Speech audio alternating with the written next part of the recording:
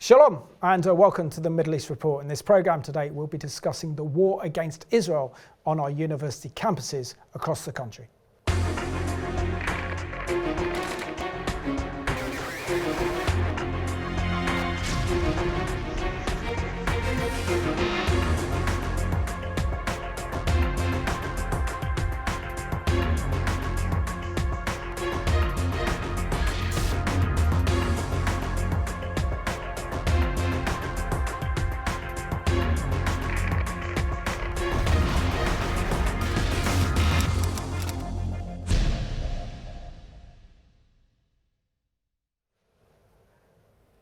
Warm welcome to the programme, and today's special guest is all the way from North London. Her name is Rojin Sena Cantay, and she's representing Camera UK as a campus advisor and has just recently graduated from the University of Exeter. Sena, it's an absolute pleasure to have you on the programme. Firstly, can I say that your courage and your bravery is inspirational, and you are an inspiration to your generation as well. So what it must be like to be a Jewish university student on campus post October the 7th is just unimaginable. The Jew hatred and the attacks against Israel, you're right in the firing line, and I'm just so pleased that you can be here to not only tell me but also our viewers your story. But can we share a little bit about your background growing up in North London, also coming from a Turkish heritage as well? So thank you for having me on the show today. Growing up in North London was one experience, being Jewish and pro-Israel especially. But I think my passion for Israel came in 2021 when I was doing my A-levels, going into university and seeing the anti-Israel bias and hate, not just at university but at school. Being the only Jewish student at my secondary school, it was a Christian school. It really opened my eyes into what was waiting for me at university. And why did you choose Exeter University? And share with us, our viewers as well, what undergraduate course you did as well. So I did international relations at Exeter. I think I really liked the scenery, and being away from London was a good idea for me at the time. I don't regret it. It was nice, it was beautiful, but I'm happy to be back. Excellent. And just share with us really your experience on campus, because you started your course, what was it, in 2021, so that's just after COVID. And of course, many students would have had to do online courses during 2000, going into 2020, going into 2021. So that must have been quite a difficult environment for you to start off with, being at university with all the COVID restrictions still in place. So actually, I think the COVID restrictions were disappearing when I went in. It was 2021 September, so we were back into normal life, I'd say. But it was very shocking going into university and seeing the academic bias, but also the hate from fellow students. It was the fear that hit me straight away that I wouldn't mention that I had a Jewish heritage at all. And I'd never had to really think about that before. So that was the biggest challenge for me, and I had to get to grip with that very quickly.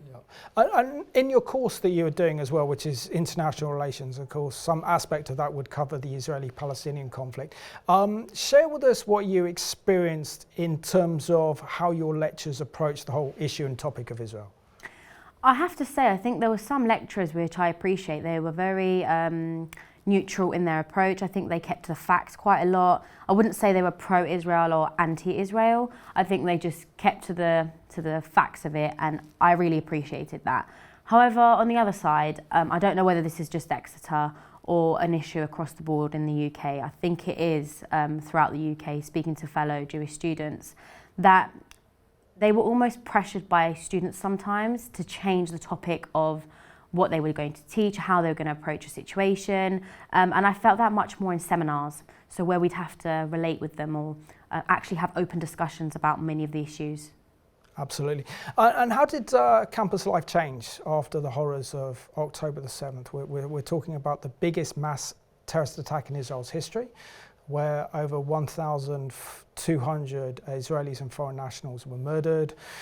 over 250 taken hostage into Gaza, and then of course on top of that as well, between 6,000 and 7,000 injured. And having seen the sites in southern Israel that were attacked and destroyed by Hamas, the magnitude and the scale of it was horrific. But it wasn't only Israelis who felt the horrors of October the 7th, but also the entire Jewish communities around the world. How did that have a personal impact on you at university? So I have to say, on October the 7th, I did not realise what was waiting for us. I did not think that the last year would have happened, that it could ever have happened for us in the UK. It was on the day, on October 7th, that we were faced with hate straight away. I've heard of group chats at university who celebrated what was going on, and so we were thrown into it straight on the day, on October 7th, you know.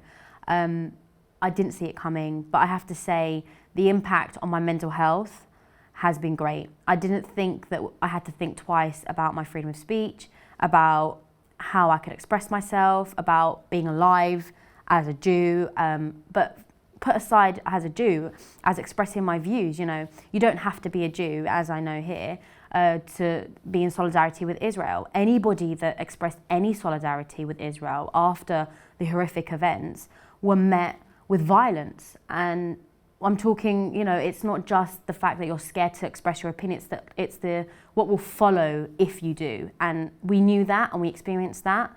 And I think people need to be aware of that.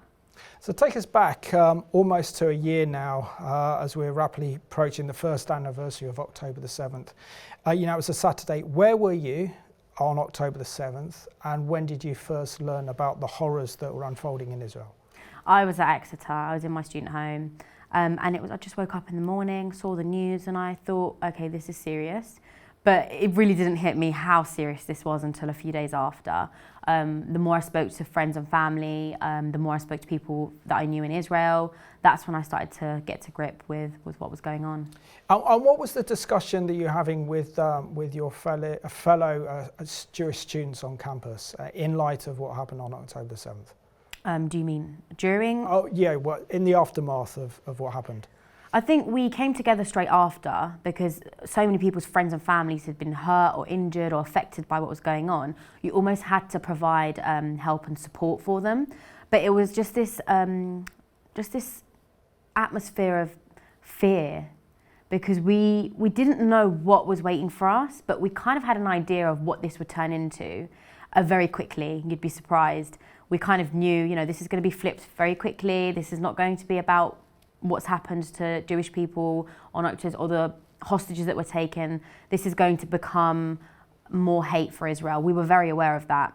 And what was being organised against Israel on campus? Give us some examples. So actually, I've got to be honest, not much was able to be organised because of the safety risks. So we wanted to have a tribute to those people that we lost on October 7th and, you know, to memorize, to have a memorial for them, you know, light candles at Solidarity and with other organisations like the Christian students, etc. But we weren't able to do that because our safety was not priority for the university, I guess. And they weren't able to guarantee that we would be safe if something like this was done. But I do know this isn't just Exeter. So other Jewish students across the UK have also took a step back from doing such events because of the fear. Well, firstly, you're very brave, aren't you? Not only coming on the Middle East Report, but you've also been on GB News as well as Talk TV as well. But share with us, for example, as a student, you should never ever feel like that. Being Jewish, let alone being Jewish, to actually feel threatened or intimidated, you shouldn't experience that at university. There should be no fear whatsoever. It should be an incredible academic experience, but also an experience where you're meeting people from different backgrounds. You're being tested academically, living in a completely new area, which really does then prepare you for your career that you go into. But share with us, for example, how other Jewish students were feeling as well, because not all of them are as strong as you, are they? No, not all Jewish students have been, you know, as brave or outspoken as I have been. And I think that they're quite right. After experiencing some backlash myself, But I think they're right because they're not protected. And I think that's what I want to underline here. That's the issue. They know that they're not protected, and that's why they don't come out and speak the way that I do.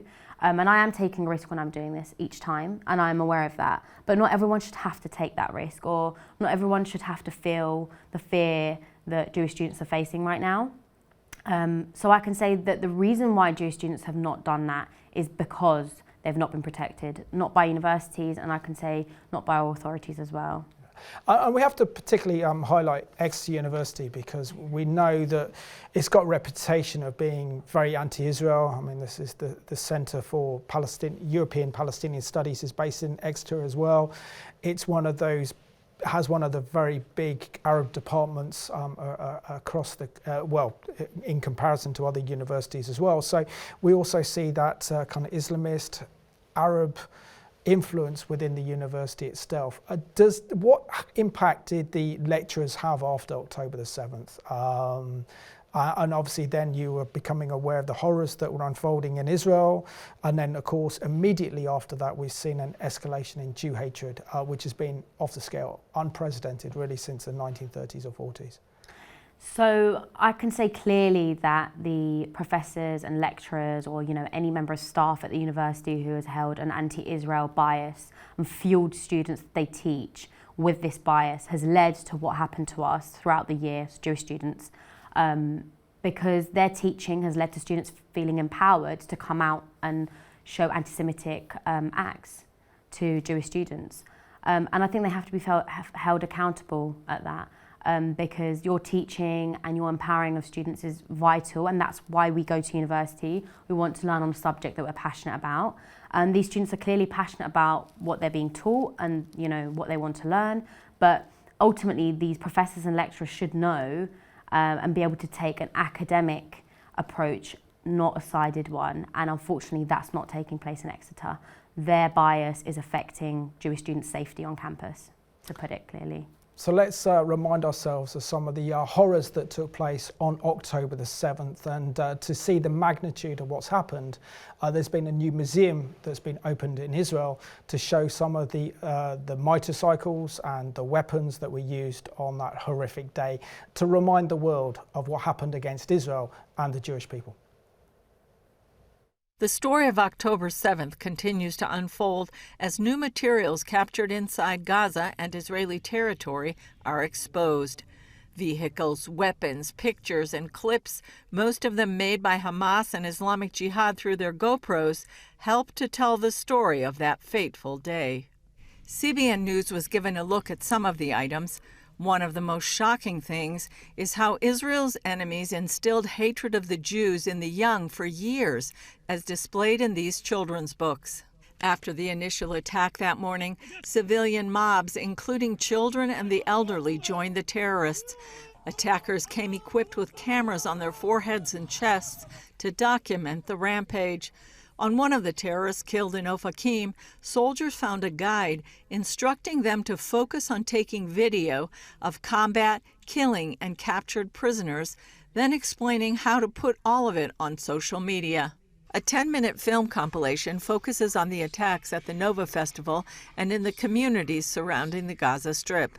Some invaders carried UNRWA and international identification, while a handwritten note from one commander found in Sderot describes their enemy as an incurable disease that can only be dealt with by decapitation and uprooting hearts and livers. And an Arabic cheat sheet told how to say phrases in Hebrew like "take off your clothes." Many items add to the gruesome story, including kidnapping kits containing a stun gun similar to a taser, zip ties, a tourniquet, and drugs to calm down their victims. There was a Kalashnikov with a bayonet, machetes to cut off organs, which they did very systematically. There's a map of the layout of Kibbutz Be'eri, where more than 100 were killed and 30 taken hostage. I really wish I could say that I was shocked, but unfortunately I'm not. Islamic fundamentalists, jihadists, have always said it's about, the Saturday people first and then the Sunday people. So first it's about killing the Jews, and then it's about coming for the Christians. Whatever we see that they try to inflict on us, We know that it's going to happen next in the Christian world. Ari Gottesman also viewed the materials. After seeing them, he spoke of being moved by seeing plans which dated back years alongside the actual events. Which means this wasn't just an overnight response to something. No, this was a methodological, planned, ongoing attack with not a focus on soldiers or military gains of strategic value, but rather just to sow terror, just to harm innocent people, to target people in their beds, in their homes, their pets.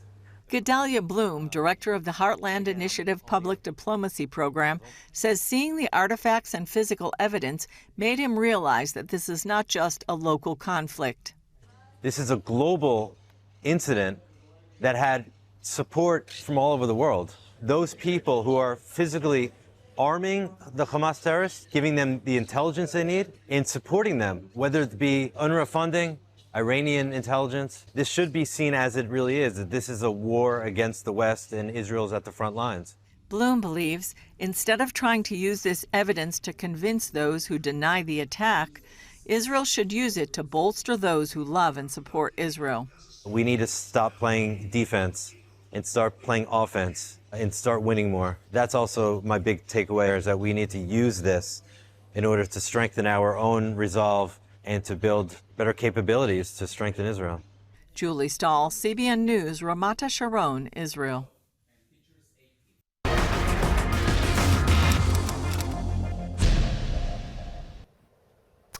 Excellent report put together there by our friends at CBN. It's so important as we head towards the first anniversary of October the 7th that we are all fully aware of the horrors that have unfolded in Israel and its impact on Jewish communities around the world. Sena, we just saw that video there, and you know, to consider what Israel went through, which was equivalent of a 9/11 on New York and Washington DC back in 2001, to know that this was the biggest genocide committed against the Jewish people since the Holocaust. Are you alarmed that there was no real outrage from fellow university students, from university professors, at this horror that was unleashed against Israel? Actually, evil that was unleashed against Israel is a better word. I think I am alarmed, to put it the least, but I think what makes me much more worried is that I knew that this would take place. I knew that people wouldn't really care when it came to Jews, that they would always find an excuse. So actually, even on October 7th, I knew that this was going to be twisted. And I think that's much more worrying and actually really sad, because yes, it's alarming that people haven't gone out and spoken about this, but it's even more alarming that Jewish people actually kind of knew this was coming. We expected that. We knew that we wouldn't be supported no matter what. And this has been the event to prove that. So this is the time where people can see that every single time we'd say, look, Jewish people aren't safe here, we're not safe in the West, or we're not safe anywhere, and we need to be protected, and you know, certain things need to be controlled much more. The hate towards Jews are growing. We were told, don't be silly, that's not taking place. But this is now the time to see, and the evidence that we were right, and people aren't taking us seriously. And also share with us how the situation also changed almost 3 weeks later when Israel launched a military incursion into Gaza in order to defend the nation of Israel against a genocidal terrorist organisation that is Hamas. So share with us how the impact of Israel going into Gaza probably absolutely made the whole situation 100 times worse, did it not? Well, yes and no, because before Israel went into Gaza, we were seeing protests erupt around the world, specifically London.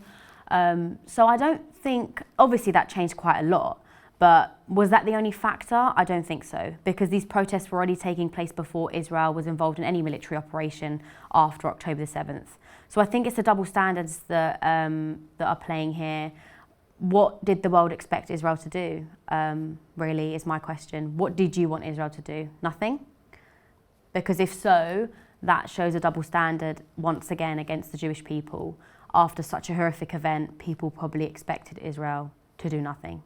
To just sit back and go, okay, you can come and kill us, but that's all right, because we're Jews and we should never protect ourselves, right? That's what came to my mind. And yeah, it does. I mean, I can't begin to imagine what it was like for you on campus, particularly after October the 7th. And of course, we've seen the huge protests in this country, in London and other major cities in this country, where we've literally seen this outpouring of hatred against the Jewish people, calls for genocide as well. And it does feel very reminiscent of the Nazi era in the 1930s. And again, we're seeing the same thing happen, that what starts with the Jewish people never finishes with the Jewish people. But share with us how, for example, weeks like Apartheid Week at university campuses as well really did kind of fuel the flames that you experienced after October the 7th. So I was actually a fellow for Camera UK when Apartheid Week was taking place, and Camera works to combat the misinformation during Apartheid Week. So I was involved in that. And this leads into the stall that we were holding, actually, which landed on that week. And did you want me to briefly explain what happened? Or? Yeah. So, but before you do, can you just share how you got involved with Camera, explain to us what Camera is, and also the other thing as well, why you wanted to get involved in Israeli advocacy on campus as well? Because you could have said that I'm Jewish, but I don't want to be actively supporting and promoting Israel on campus. Yes, so Camera is the Committee for Accuracy in Middle Eastern Reporting and Analysis. They combat misinformation, and specifically I was involved in the campus division because I was a fellow for Exeter. And then when I talk about my Israel advocacy, actually Camera's been a big part of that, I'll be honest. But before Camera, I think my Israel advocacy came because, I wouldn't say it was particularly because of my Jewish background. I think it was more because I was taught about the history of Israel and what was going on, and I was able to experience the bias in a non-Jewish environment. So I didn't go to a Jewish school. I wasn't brought up in an only, specifically Jewish environment. So my dealings with other people and seeing their attitude towards Jews and Israel in particular enabled me to go into Israel advocacy, because I saw how important it was to protect Israel, but also to protect myself here in the UK. My way was Israel advocacy. It was crucial to protect my rights. Excellent. So let's have a look now and see what Camera does on campus. And this excellent video is called Camera on Campus 2024.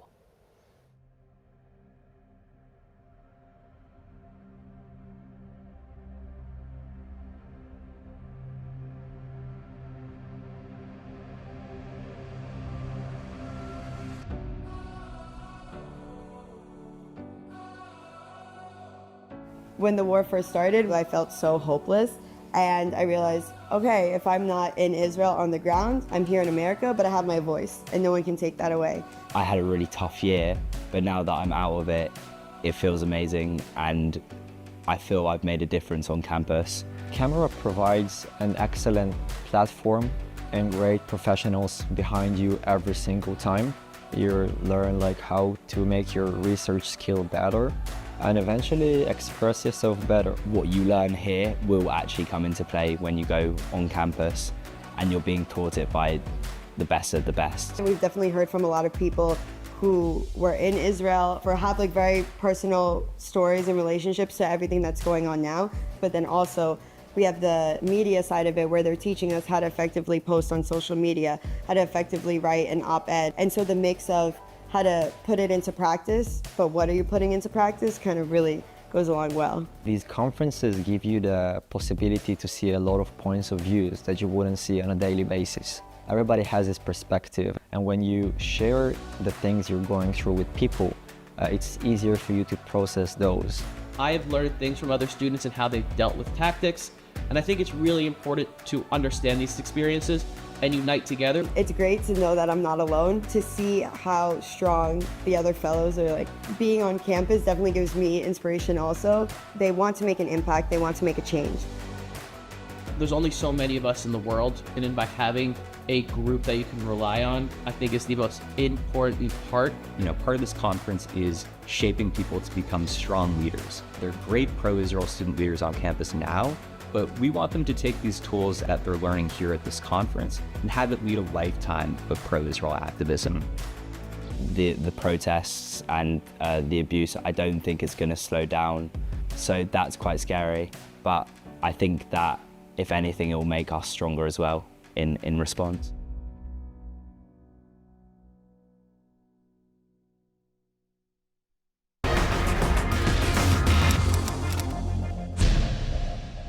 And that's a great overview of the work that CAMRA is doing across university campuses, not only in this country, but also in the States, to empower students to stand up for Israel and understand what media accuracy is and to hold our media to account.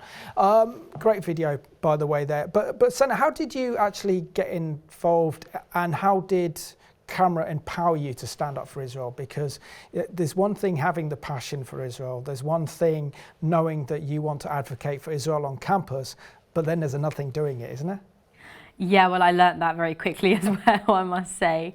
I had heard of CAMRA, but I'd never worked with them closely. I didn't know exactly what they did. But after getting in touch, I found out that they were focused on combating misinformation. And I think that's one of the most crucial fights that Israel has to give today. So yes, we can do a lot to do Israel advocacy, but ultimately I don't think a lot of it actually has much of a point if we're not able to combat that first line where people find out about what's going on. So the information, you know, for the media or social media now, if we can't combat that, we can't change the views, or we can't even start to change the views of what, you know, people think about Israel. So that is what drew me into CAMRA. And the way that CAMRA supported me throughout my last year of university, when I needed it most, obviously post October 7th, was mainly through, obviously their moral and support was crucial, but they also helped me put Jewish students together. So, you know, it might be as basic as funding a pizza night. But ultimately, when you've got that, you can get people together and, you know, you can start talking about what should we do, you can start comforting other students, bringing speakers in, they try to help with that. Obviously, depending on circumstances, that can change. After October 7th, that changed a lot. But they help with speakers, funding events, and article writing. So I was able to sit on the front line and combat the misinformation in my campus paper. So once something was put out there, I was able to have an op-ed come out. My university didn't actually allow me to have mine published in the university campus paper, but you know, we sorted that out elsewhere with CAMRA. Times of Israel, namely 2 articles. It's not bad going, is it? And Sena, also, can you just maybe help our viewers understand the challenges facing your generation, and particularly at university, where there is this groupthink mentality? So everyone, well, a vast majority of your generation at university have a preconceived idea of what Israel is and about the conflict, and it's almost as if they are told not to go beyond the narrative or challenge that narrative, which must be extremely difficult when you're advocating for Israel, the only true democracy in the Middle East, with democratic institutions, freedom of press. 10% of Israel's population is Arab, where they have freedom. They have the freedom to vote. We have the Arabs are in Israel's legislative, in the Knesset, in the parliament. They're also judges. And when Israel is accused of being apartheid, there's no such thing as Israel as an apartheid. And for a young person, Israel is an incredibly dynamic country. So share with us the challenges you face with your generation of breaking down these lies and misconceptions and myths that they already have about Israel already. So it's really, really difficult. We can't change everyone's views, and I've learnt that the hard way. But it's about that personal connection you can get with 1 or 2 people. Just, you know, having a genuine conversation with people, I think, is the most important fight that we can give right now. It's the most important thing we can ever do, because sometimes that preconceived, you know, thoughts or beliefs about Israel or Jews or pro-Israel Jews, don't know what they want to call it, stops them from approaching you in the first place, or they already think that you're bad. But what I've learned is to keep that in the back of my mind and say, look, we can have a conversation. You know, there's a lot of things that you might not know, and there's a lot that I might not know. It's about opening yourself up for conversation, and that's what's lacking in my generation now. Ultimately, people don't want to talk to you. They're not open for that discussion because they think even speaking to you is betraying of people who they believe to be innocent civilians, or they think that speaking to you is morally wrong because Israel's an apartheid state, which is obviously not true. So it's a discussion and conversation that we have to have with people. And again, you're going to have to walk away from some of them and think, okay, I tried, it didn't work. But somewhere along the line, that person might remember that. That's what I keep reminding myself. That's the biggest challenge. Which is good. Human touch is always good. But what's the impact of social media on your generation, particularly Instagram and TikTok, in terms of keeping this anti-Israel narrative at the forefront of student politics? It's misinformation. And we saw that when, you know, the hospital was allegedly bombed by Israel, which came out to be a lie. And we've seen that throughout the year since October 7th. The misinformation is the biggest challenge on social media, because one person can put one thing out there, it's not verified, but ultimately because it's emotional most of the time, people think it must be true, or there's a lot of like AI going on right now, so we don't know what is right or what is true and not. So I'd say it's misinformation. People don't know what is true and what isn't. And when you don't know that difference, I think it's really easy to go with the group. So if everyone's posting something, you might as well do it. And it's also the challenge in my generation again, where if you're not using social media in a certain way, you're left out. So if somebody's posted something about, you know, what's going on in Gaza and you haven't, it's almost like you're against that, but you're not really. It's just you don't want to get involved, or you've got no information about that. So people kind of do that to fit into their friendship groups as well now. But yeah, going back to it, I think misinformation's a bit. That's troubling. But you made the news back in March because you had a camera stand at University of Exeter. Share with us how that went and how you actually kind of made the kind of headline news. So March the 6th, it had been quite a few months since October 7th, and myself and other Jewish students said, you know, there's protests on campus every single week, and we've not been able to make a public appearance because of various different reasons. So we thought, you know, we'll go out there and we'll try to speak to people and tell them our side of the story. We thought we'd get a lot of backlash, but I'll be honest, we didn't think it would be on that scale.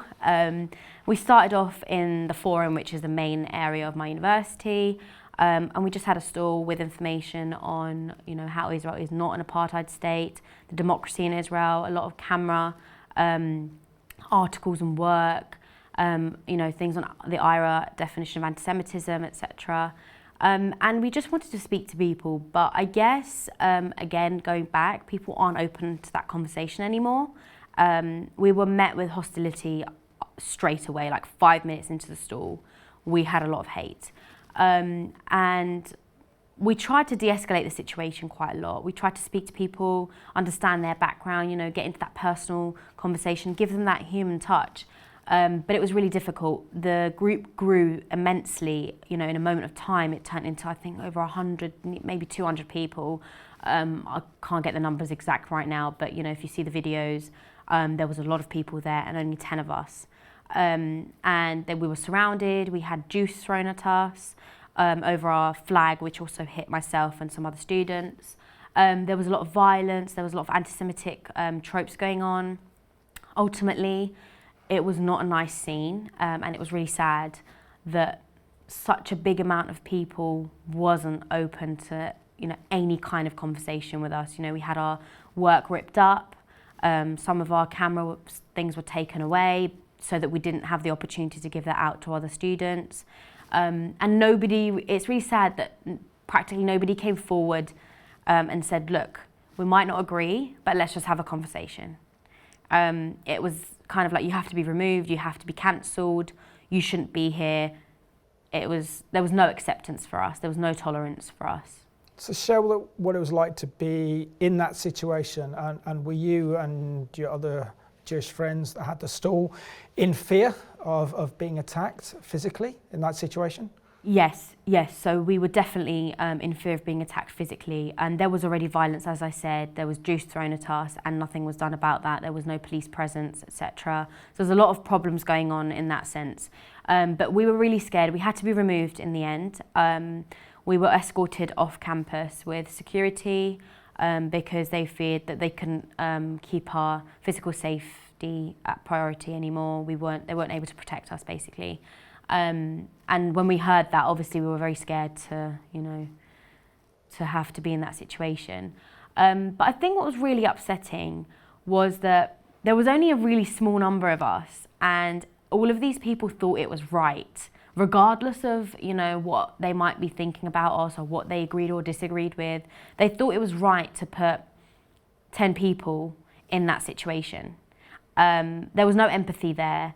It was extremely terrifying. I think at one point I remember saying to one of my friends, I said, I actually want to leave, but I don't know how. I don't want to just get up and walk away either, because, I don't know if that would have been the easy option.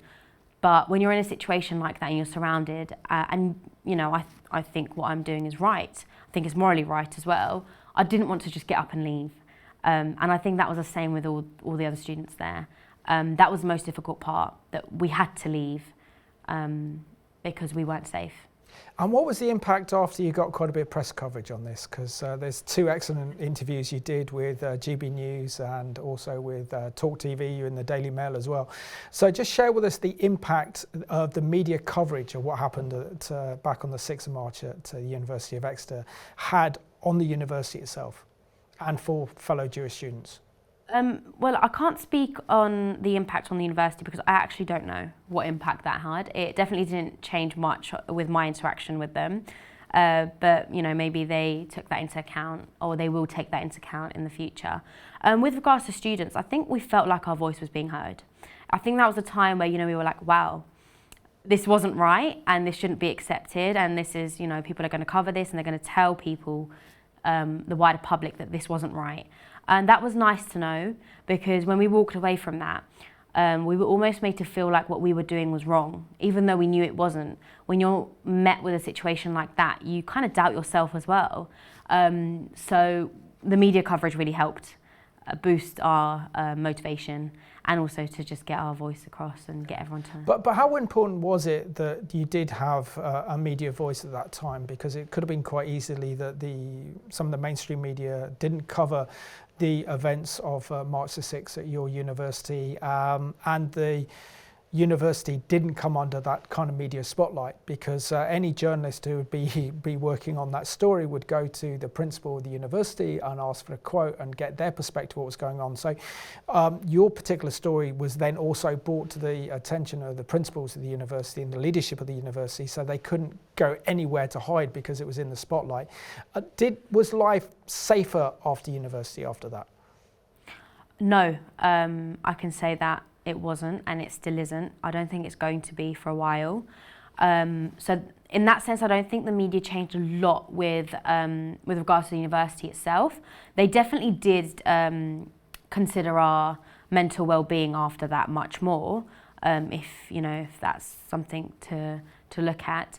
But I don't think it changed their approach to the way that they tackle the anti-Semitism on campus. I mean, in an interview on, I think on GB News, you mentioned something extraordinary.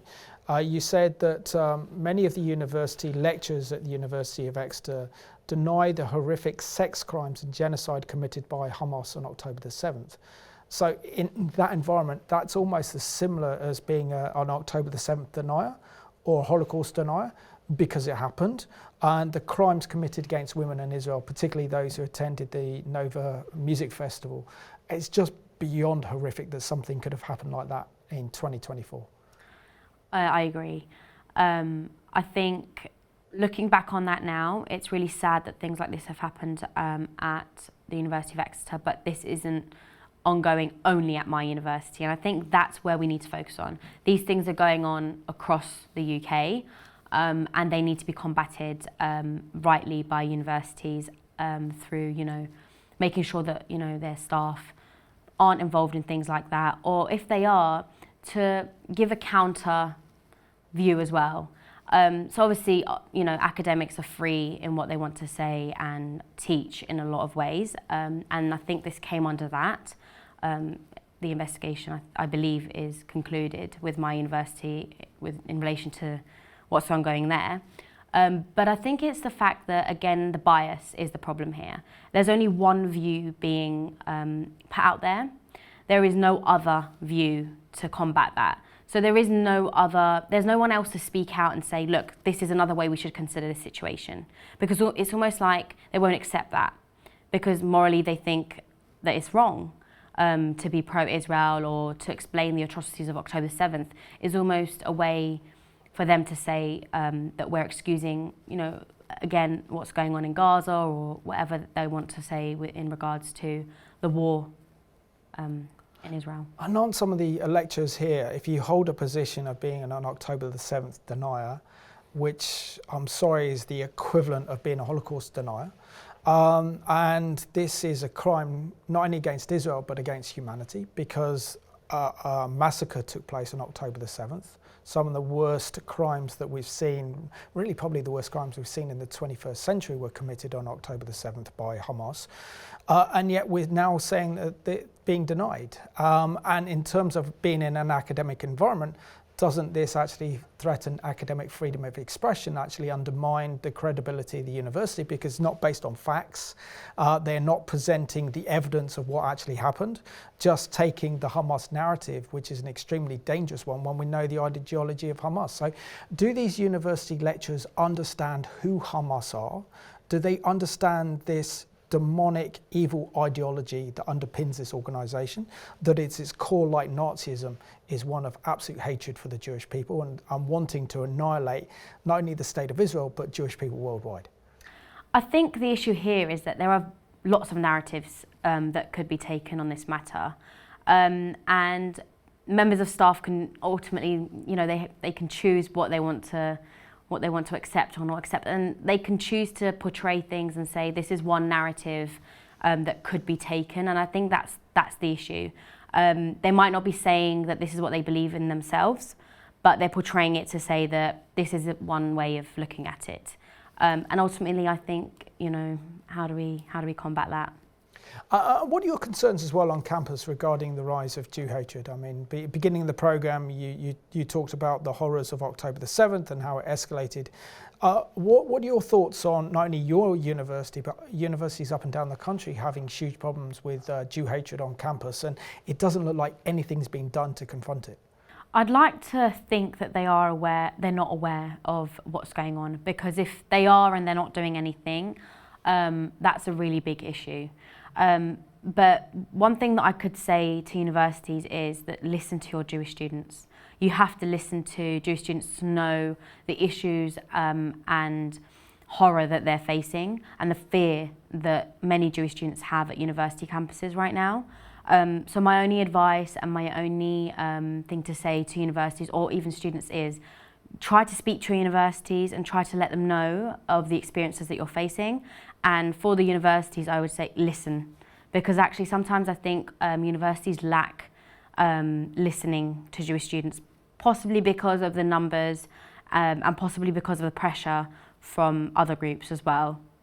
And what's been the reaction of the National Union of Students towards the Jewish Union of Students, which is the umbrella organisation for Jewish students on campus right across the UK? Yes, so the National Union of Students held a non-binding vote on banning the Union of Jewish Students because of their support for Israel. And I think that's horrific, because to attempt to ban the only organisation that supports Jewish students on campus, solely Jewish students on campus, is horrific. And I think that explains for itself, for viewers and the public to understand the scale of anti-Semitism that's going on. And you can't cover that up anymore, because how are you going to cover up trying to ban the Union of Jewish Students?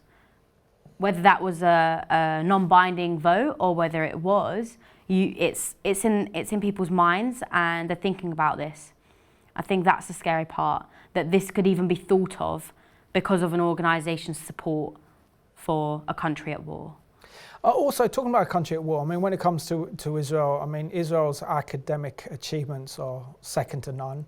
Israel's not only a startup nation, but one of the world-leading nations in terms of research, science, and development. You know, Israel's university lectures, whether it's the Hebrew University of Jerusalem I had the privilege of attending, or whether it's the Tel Aviv University, or whether it's Haifa University or Beersheba University, we've got some of the world's leading experts in terms of science and research, technology and agriculture. Israel's advancement in kind of medical technology as well is incredible. And what Israel is giving the world is absolutely extraordinary for the size that Israel is. Is there no awareness or appreciation of what Israel is doing for the world in terms of drip irrigation in Africa to help, you know, the deserts produce crops for Africans, or whether it's improving water supplies or communication links? I mean, Israel and the Jewish people are doing so much for the world. Is there not any understanding whatsoever of what the nation of Israel is and what it does? I don't want to say that there is no understanding of that. I think there definitely is among a lot of groups and circles, and that's good to know. But I'll speak for universities and students that I've dealt with or experienced. I think there's a lack of understanding and there's a lot of misinformation. So students aren't always aware of these, of, you know, the amazing successes of Israel. And they focus on a lot of misinformation and propaganda, I would say.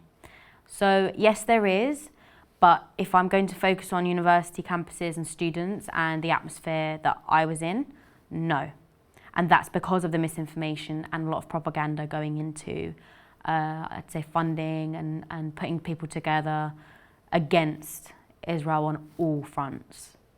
So let's have a look now at this excellent report put together by our friends at CBN, looking at the problem of Jew hatred on our university campuses, focusing particularly on Michigan University. After the horrific Hamas attack on Israel, students at the University of Wisconsin-Madison chanted, "Glory to the martyrs." Glory to the martyrs! Cornell University professor Russell Rickford called the Hamas killings exhilarating. It was exhilarating, it was energetic. And an instructor at Stanford has been suspended for allegedly making Jewish students stand in a corner while publicly referring to them as colonizers. Many colleges and universities have allowed and even promoted pro-Hamas, anti-Jewish hatred for decades. The attack on Israel has shown just where that policy has led. Dr. Zachary Marshall is editor-in-chief at Campus Reform. What we're seeing this week on college campuses is the culmination of 2 generations of activist scholars using college classrooms to create indoctrination camps where they use leftist ideology and anti-Israel critiques and work as a mask to perpetuate anti-Semitism. The anti-Israel BDS movement, which stands for Boycott, Divestment, and Sanctions, has been allowed to flourish on campuses nationwide and uses the chant "From the river to the sea" in their protest, calling for the destruction of Israel. From the river to the sea! After the Hamas attack on Israel, the BDS movement's website posted and later deleted that it supported the slaughter of Israelis by Hamas, calling it heroic and justified. And not only is it a moral failing and an intellectual failing and just a scandal, but it's a strategic threat to the American Republic.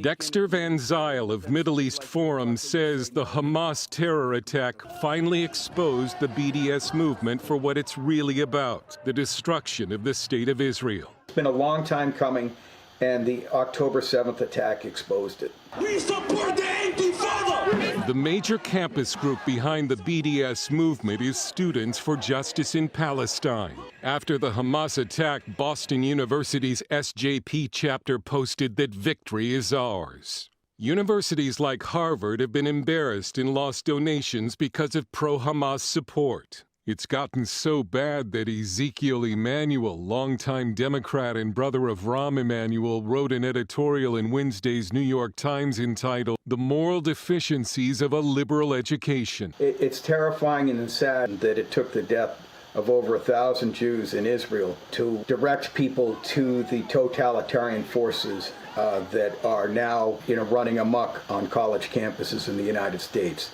But that's what it took. Free Palestine! Dale Hurd, CBN News.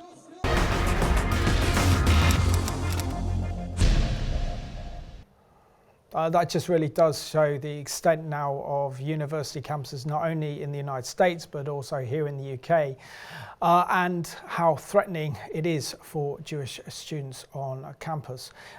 These things are nothing new. I think what is new is the magnitude and the scale of hatred now on campus than it was before. Going back to my university days in the mid-90s, the Islamic Society tried to ban JSOC, the Jewish Union, because of association with Israel there. A lot of hostility towards Israel on campus, and being in a kind of pro-Arab department wasn't easy. But there is something about Israel and the importance of standing Israel, what Israel represents and what Israel stands for, in comparison to the ideology of Hamas that most of these students are blindly supporting. Just share with us how it almost seems as if history is repeating itself. If Jewish students like yourself feel threatened at university, and we saw what happened in Germany in the 1930s, where Jewish students were not able to go to university and Jewish university lecturers were sacked because they're Jewish. Doesn't this mean that our society and our universities are going down a very, very dangerous path? I think I'd agree with you on the comparison, but then I would also say that our public should be able to see, our viewers, we should be able to recognise that this isn't right, whether it's being done towards Jewish students or non-Jewish students, or other groups that may not be supporting Israel. Even them, they have the freedom to express their views, and that shouldn't be taken from them. But I think the issue here is a double standard once again that I want to highlight. This is trying to be taken away from Jewish students. Our safety, our freedom of expression, our freedom of speech, these things are trying to be taken away from us because of our views on Israel. And a lot of us, including myself, I'd say, I don't think this should be taken away from anyone. So I don't think, pro-Palestinian students should have their freedom of speech or safety compromised, just as I think that mine shouldn't.